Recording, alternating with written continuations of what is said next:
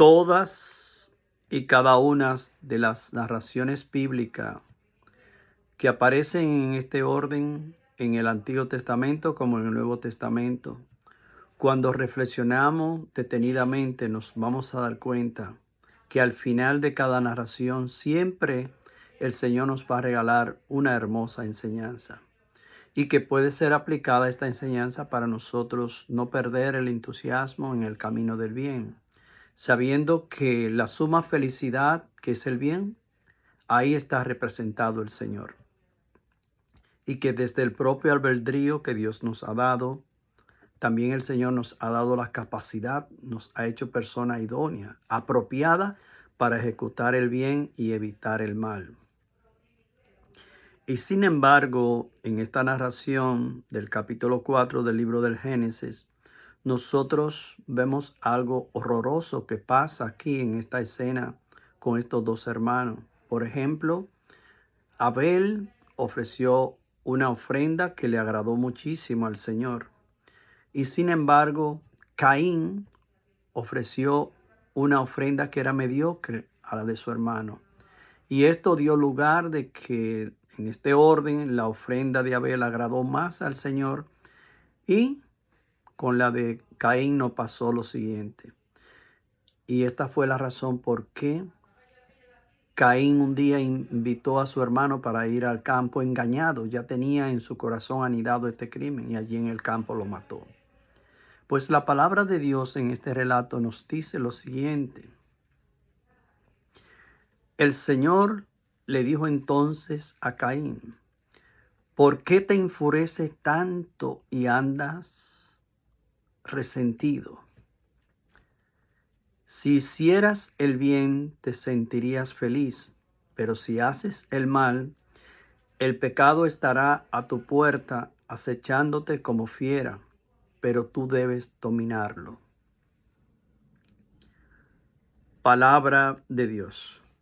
No hay que ser en línea un superdotado en las escrituras o ser quizá un gran teólogo para entender esta narración tan simplificada en sus detalles, que más bien estamos hablando aquí de la misericordia, del amor de Dios. Cómo el Señor no se queda indiferente en medio de este crimen que comete Caín contra su hermano Abel. El Señor viene al encuentro y le hace esta pregunta: ¿por qué te enfurece tanto y andas resentido? Esta pregunta que le hizo en este contexto el Señor a este criminal, Caín, que mató a su hermano, también esta pregunta se actualiza para nosotros. El Señor nos puede preguntar: ¿por qué andamos como andamos? Tan frustrados, con tanta ansiedad, de tanta tristeza y tantas preocupaciones. ¿Será que no hemos sido capaces de reconciliarnos con el Señor? Y todavía esos crímenes que representan nuestros pecados, quizá no que hayamos matado a una persona, quiera Dios que no sea eso.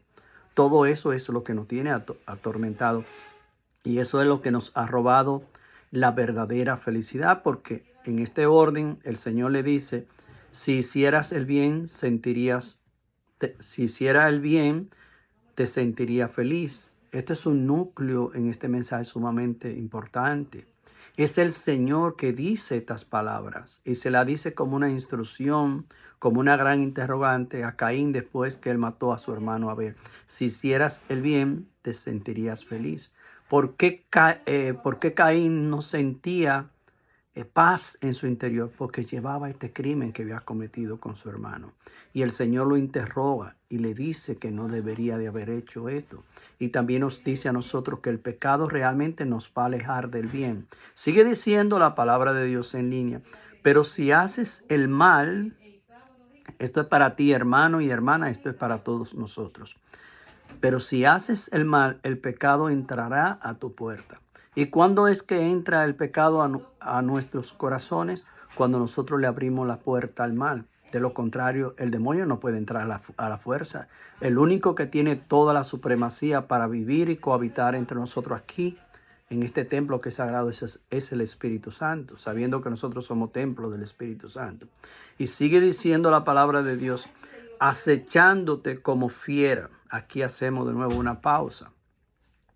La palabra fiera en la Escritura significa lo que el apóstol Pedro dice en la forma como ilustra a esta fiera, que más bien hace relación al diablo. El diablo, dice el apóstol, es como un león hambriento que está buscando por nosotros, por nuestras almas, para devorarnos si fuera posible y llevarnos definitivamente por el camino de la perdición. Y mira qué lindo esto que dice el Señor a Caín, pero tú debes dominarlo. Quizás ya era demasiado tarde, pero él podía entrar en el dominio. Y no importa las veces que nosotros lleguemos a cometer un pecado, que terminemos rompiendo con el amor y la relación de Dios, nosotros podemos ponerle un paro al pecado y volvernos de todo corazón, sin necesidad de tener que caer en la imagen del Hijo pródigo, que vuelve a la casa del Padre, que representa a Dios, a nuestro Padre Celestial, después que tocó fondo. Pues no hay necesidad de eso. El Señor nos está llamando a todos para que le pongamos un paro al pecado, para que desde la templanza, el dominio que Dios nos ha infundido, podamos decirle no al mal que representa el mundo de la tiniebla y al mismo tiempo podamos decirle sí a Dios que representa el bien.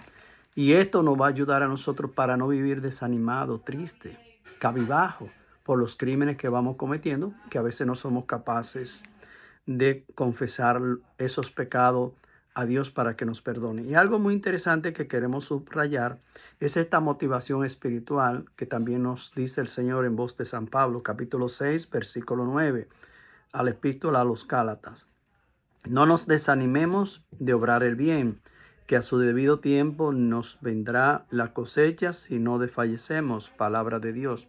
¿Qué fue lo que pasó en el contexto original con el asesinato que cometió Caín contra su hermano Abel? Pues él se desanimó, desfalleció y no perseveró como un buen hermano unido a su hermano. Entró en envidia, en competencia, y como vio que la ofrenda que había hecho Abel era más grata para Dios y la de él realmente no tenía esa importancia, entonces él se enfureció y en venganza mató a su hermano.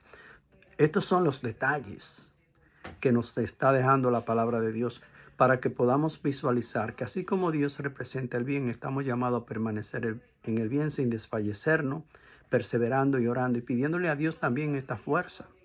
Porque el hecho de que estemos unidos a Dios, esto no quiere decir que el demonio no puede romper con nuestra relación que tenemos con Él.